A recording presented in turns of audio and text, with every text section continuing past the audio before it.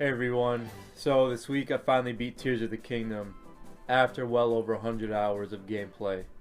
Beat as in I got to the credit roll, but not complete, not even close. I've explored maybe half of the whole game. Anyway, I thought this would be a good time to make a good old tier list. Now when it comes to tier lists for games, there's multiple ways to go about it. You could do one based off personal favorites, one for the objective best in the series, one for the most fun, one with the best main theme. The list goes on. For today, I want to make a list of my personal favorite Zeldas, and I'll explain myself as we go. Also, I'm going to do it in rows because I want to make this as brief as I can for both of us. For a bit of context, I've been in love with the series since I believe 2000. My first Zelda game was Ocarina of Time on the Nintendo 64. Yeah, for sure my #1 game series. Before we begin, I want to make it clear I don't dislike any Zelda game. I enjoyed each of them to some degree, with one exception.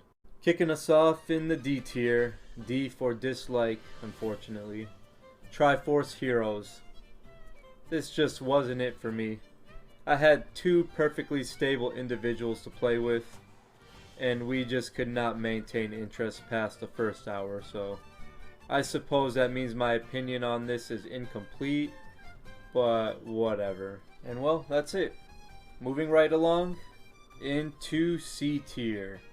Now these games were still quality in some way, but perhaps could have been better or aged poorly.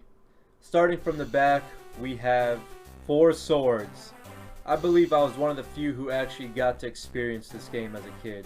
It was fun. For a suburban kid in America, the chances of being in a scenario in which you had 3 other friends who were lucky enough to have a Game Boy Advance, a copy of Zelda, and 3 link cables readily available, well, let's just say you have better chance of being DM'd by Miyamoto himself on PictoChat. So I had to settle for the ever fortunate case of Two Swords. A buddy and I played it all the way through one afternoon outside on a chilly autumn day. It was fun, but it was very short and kinda felt unimportant overall. Adventure of Link. This one is pretty infamous. Every Zelda fan knows it. I like it.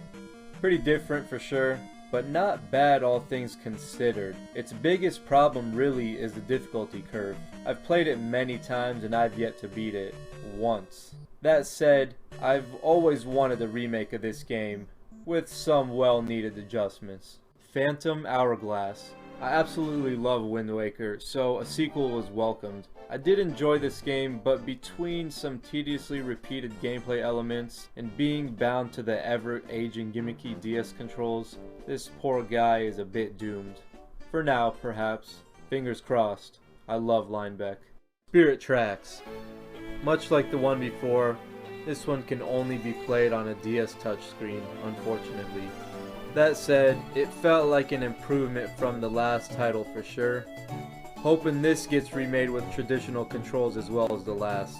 This bad boy is, however, a contender for the best soundtrack in the whole series. No, for real. Listen to this.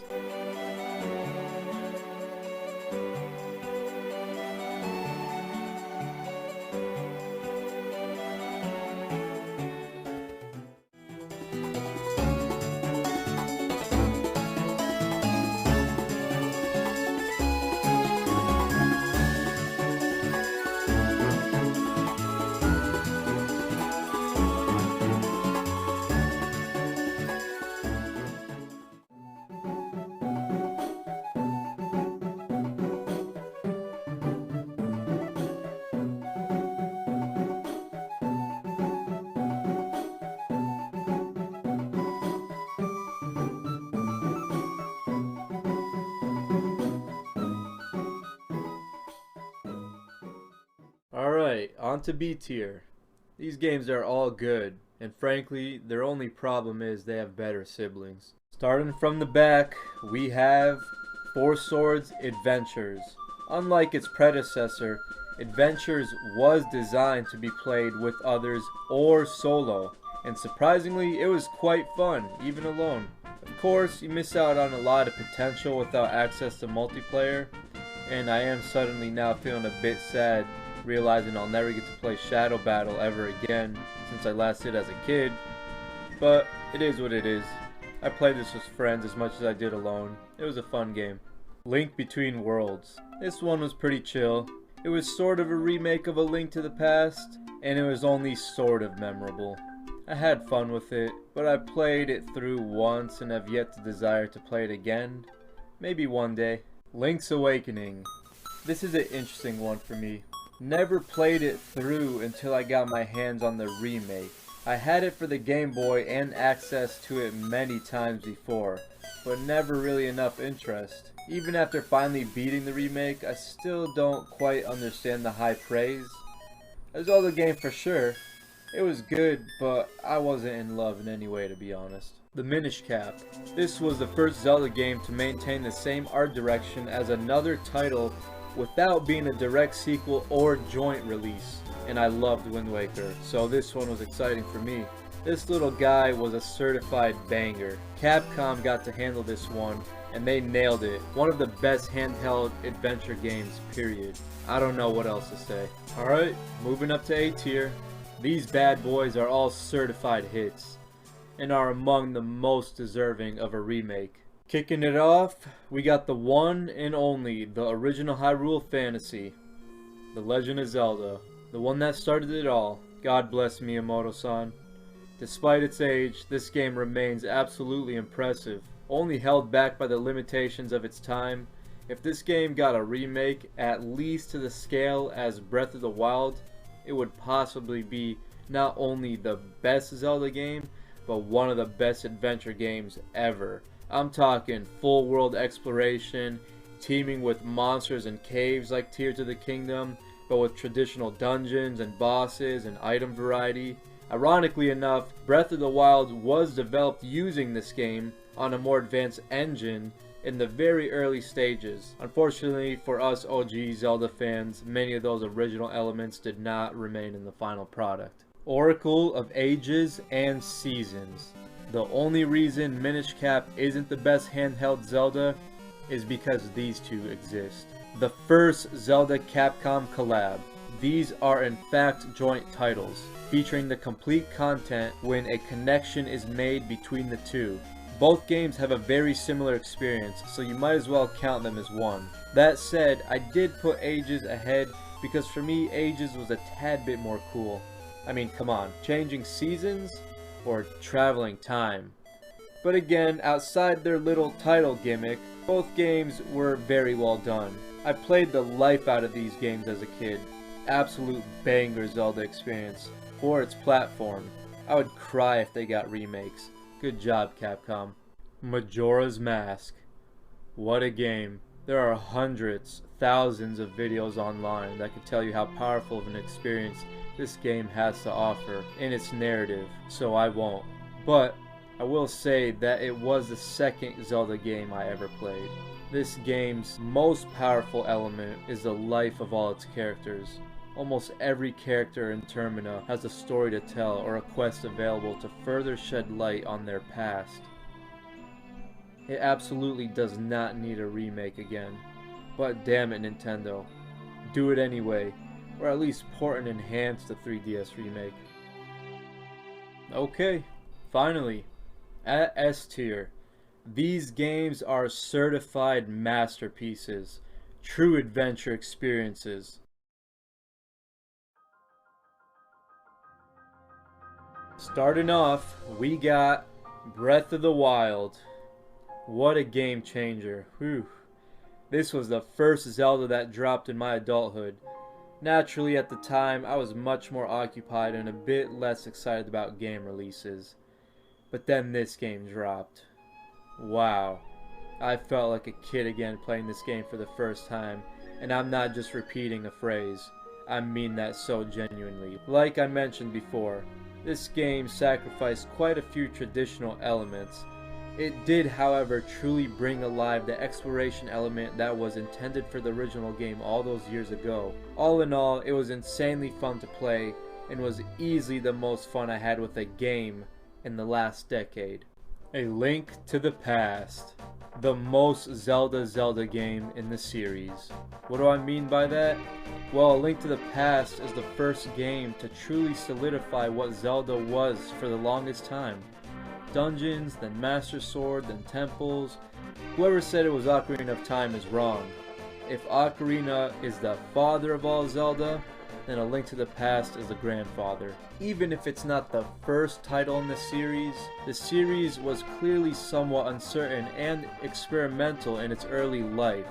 Then this game came along and pretty much set the rules in place. My first Zelda was 3D, but I still thoroughly enjoyed this title, beat it a handful of times or so, and I'd still have fun with it today. Twilight Princess.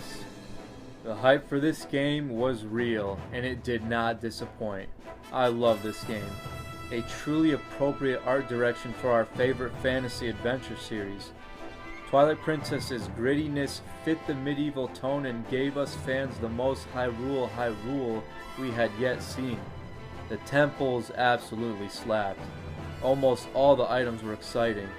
And it arguably had the best swordplay in the whole series. Seriously. Twilight Princess is truly a Zelda game, through and through. And at the top of S tier, S for Skyward Sword. At this time, I have only played through this game once, when it dropped over 10 years ago. Despite that, the experience it left me with has not wavered since.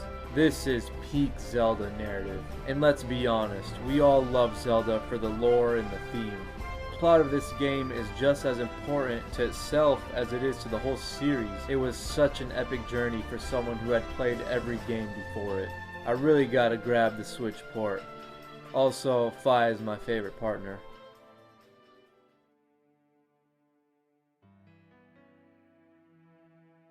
So, obviously we're missing a few here. That's right, we got another tier. Z tier.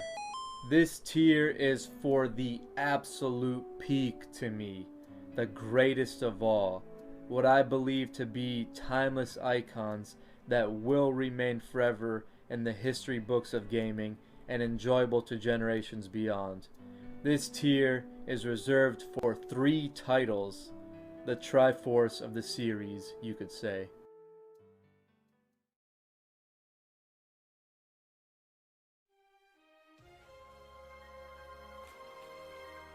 Humbly accepting 3rd place, we have Tears of the Kingdom.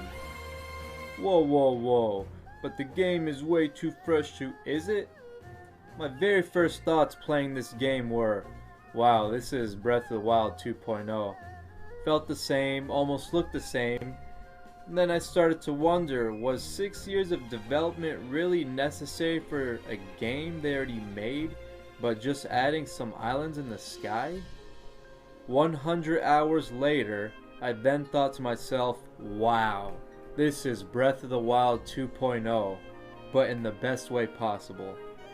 Breath of the Wild was insanely fun, and at its core, a game's most important job is to be fun, before story and graphics, as Miyamoto would say. And Tears of the Kingdom just takes it to the next level. Story is not its strong point, but it is significantly more interesting than it was in Breath of the Wild. And while the Sky Islands are wonderful, and the depths were an absolute amazing surprise, I want to give a shout out to the many caves across Hyrule, an element that came from the original title that finally got the justice it deserved in this game. Caves are always so exciting to find, and when you think about it, caves are why the Zelda series exists today. In glorious 2nd place, we have Ocarina of Time, my very first Zelda. There's so much I could say about this game, and so can everyone else. Let's just take a moment to listen to the most iconic title screen of all time.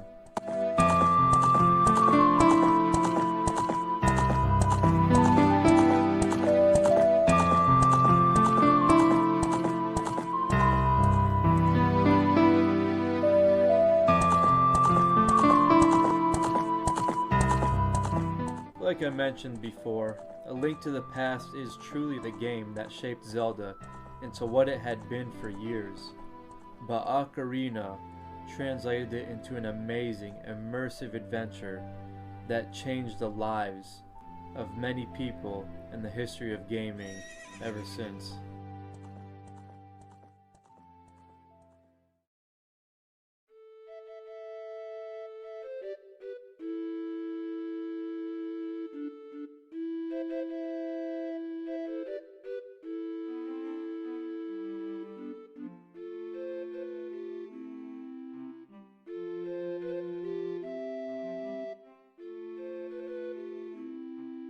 Finally, here we are.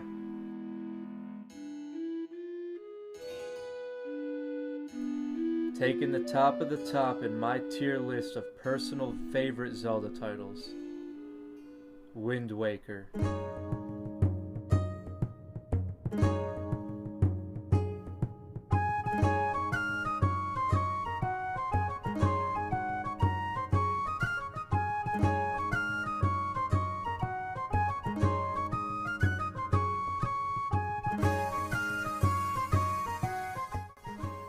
Man, what a game.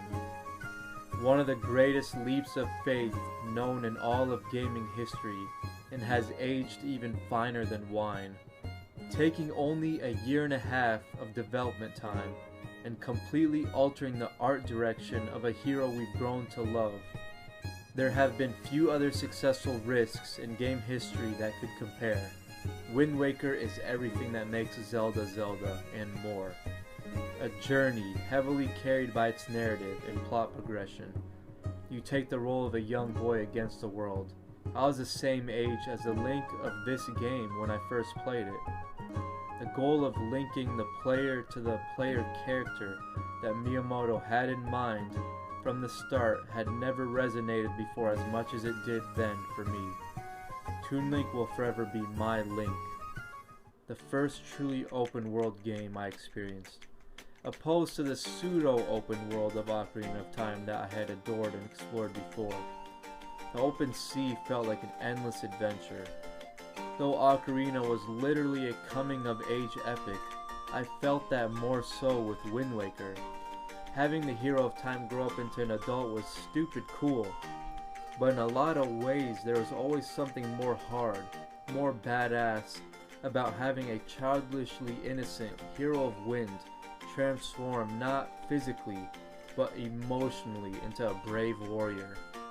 That was always a more powerful transition to me. Twilight Princess and Skyward Sword actually did this quite well also. That plot element is so integral to making a good epic. For that reason and all others, Wind Waker has and will remain not just one of the best Zelda games, not even just one of the best games, but one of the best epic tales in media form. And that's it. This is it, for real this time. If you are still here, I just want to say I really appreciate your time. I hope you enjoyed the video. If you agreed or disagreed with anything, leave a comment, or let me know what your favorite Zelda was. I'm gonna read everything, so put it all down below. If you want more, please like and subscribe so I know. And yeah, alright, see you later.